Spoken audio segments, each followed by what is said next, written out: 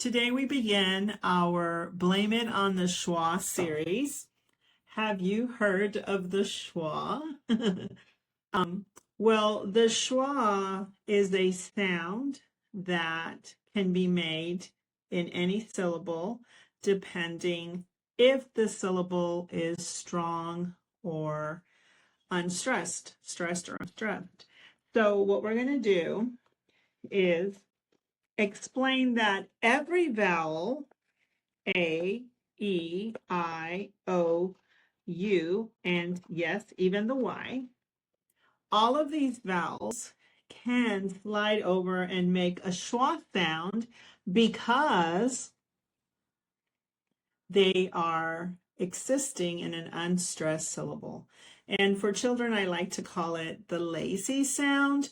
And all of these sounds can make a schwa sound. And the main schwa sound here is the That means that the A can say the E can say the I can say O can say the says and then the Y can say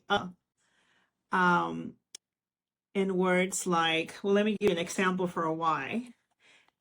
Capybara is actually said capybara and not capybara. And the Y takes on an sound.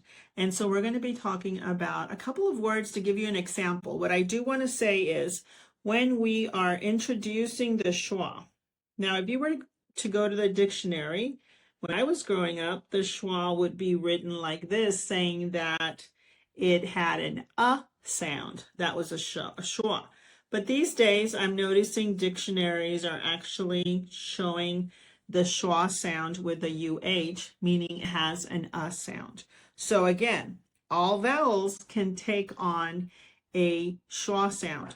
So I know that initially we teach students that the A says A, E, I, O,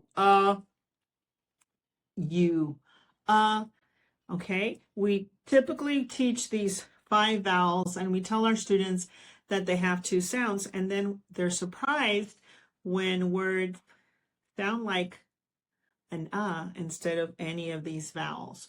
So what I'm going to do is I'm going to give you 3 examples. I would say if you're introducing the schwa, you don't want to introduce it with words with A and then next day E and the next day I. You want to stay with one vowel at a time and showing them when it says the So I would give a word like this one, Santa. This is a common word. They definitely know how to pronounce this, so you're not having to teach them the pronunciation, or they don't even have to know the Y of the schwa. But what we do teach, I do teach them to find the vowels first when they're reading a word. We connect the vowels, and then we're going to divide between the 2 consonants. And we're going to say, we know this word is Santa without a doubt, so it's Santa. And we talk about, does the A say A or A here, or even It actually says A because it's followed by a consonant, which blocks the A from saying A, and it says san. And then the next part, we have a word that ends with an A. And you can give it to them. You can say, oh, this A is going to take on a schwa sound. It's going to be lazy. It's going to be lazy. And you can put a Post-it over the A and say, this is A, but it's going to say okay? Like up. So that's why I always put an arrow for them to remember that it's So it's Santa. Now for maybe an early reader, that's all the explanation they need. And as you progress, you can tell them the reason that that A is lazy and says an and not because we do not say Santa, we say Santa. The reason that happens is because this syllable is stressed. So when we say Santa, we say Santa. We don't say Santa, Santa. So if we say Santa, this one would be stressed, but we don't. We say Santa. So this one is lazy, and it says the schwa sound, which is a short U sound.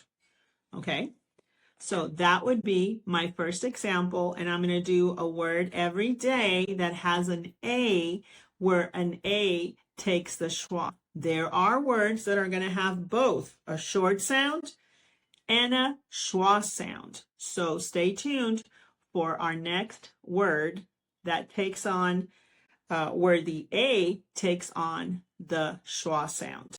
Again, all vowels can take on the schwa